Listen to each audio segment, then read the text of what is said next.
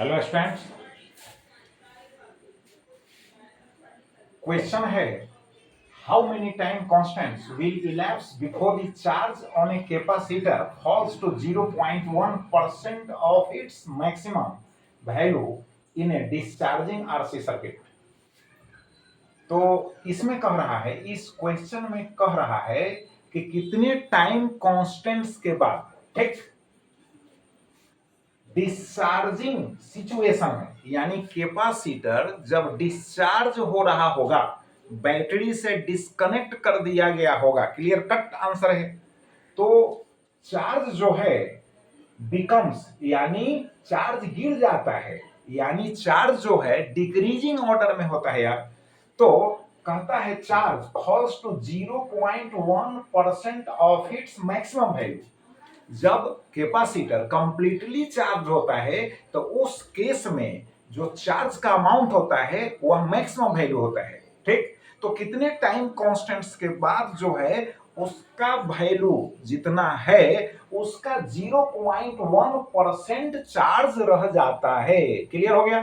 तो चलो अब इसको सोल्व करेंगे।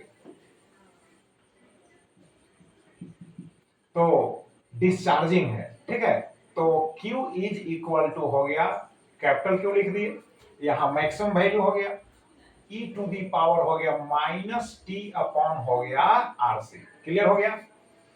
अब देखो Q जो है, यहां जो स्मॉल q लिखा हुआ है यह इंस्टेंटेनियस अमाउंट ऑफ चार्ज हुआ, और यहां जो कैपिटल Q हम लिख दिए यह हो गया मैक्सिमम वैल्यू ऑफ चार्ज।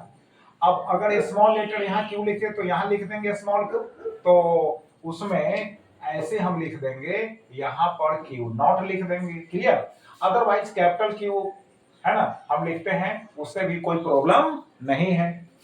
अब देखो यहाँ जो चार्ज क्यू है, ठीक, वह चार्ज क्यू जो मैक्सिमम वैल्यू है उसका 0.1% के इक्वल है। तो 0.1% ऑफ क्या होगा? कैपिटल क्यू होगा, ठीक है।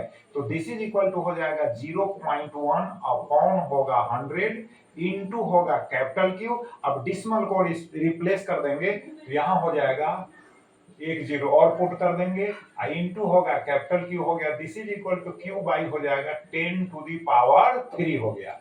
अब फॉर्मूला में पुट कर देंगे तो Q इज इक्वल टू हो जाएगा Q बाई हो गया 10 टू दी पावर 3 हो गया, दिस इज इक्वल टू हो जाएगा, है ना, capital Q e to the power minus T upon हो गया RC हो गया, Q Q साफ हो गया।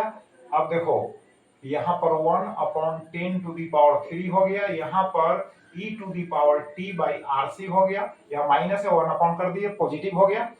अब इसके बाद लिख सकते हो 10 to the power 3 is equal to e to the power t by हो गया RC हो गया। क्लियर? अब इसके बाद देखो क्या करते हैं, अब लॉग लेना होगा, तो t बाई RC जो होगा इज इक्वल टू हो जाएगा लॉग हो जाएगा, है ना, 10 टू दी पावर 3 होगा टू दी बेस e होगा। अब देखो अब क्या करना है, पावर को तो मल्टीप्लाई करना होगा, तो 3 हो जाएगा इंटू होगा 2.303, ठीक है, और हो जाएगा लॉग यहाँ बेस 10 हो गया और यहाँ 10 हो गया। क्लियर? अब देखो इसको मल्टीप्लाई कर लो तो कितना होगा, 3 3 जा हो गया 9 हो गया, 3 इंटू 0 0 हो गया, 3 3 जा 9 हो गया, 3 2 जा 6 हो गया, डिसिमल 3 डिजिट्स के बाद। क्लियर हो गया? तो 6.909 हो गया। बात समझ गए?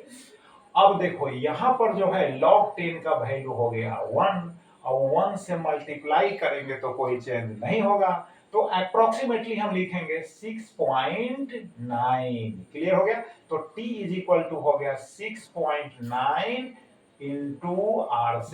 RC का मतलब क्या होता है? टाइम कांस्टेंट होता है, टाइम कांस्टेंट होता है।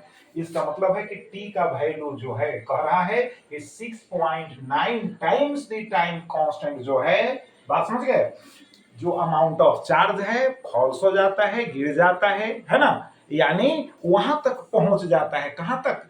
तो जितना अमाउंट तक वह पहुंचता है वह अमाउंट जो है ऑलरेडी ओरिजिनल वैल्यू का, यानी मैक्सिमम वैल्यू का, समझे, 0.1 परसेंट के इक्वल होता है। क्लियर हो गया? तो चलो अब इसको रिवाइज करो, ठीक है। Thank you.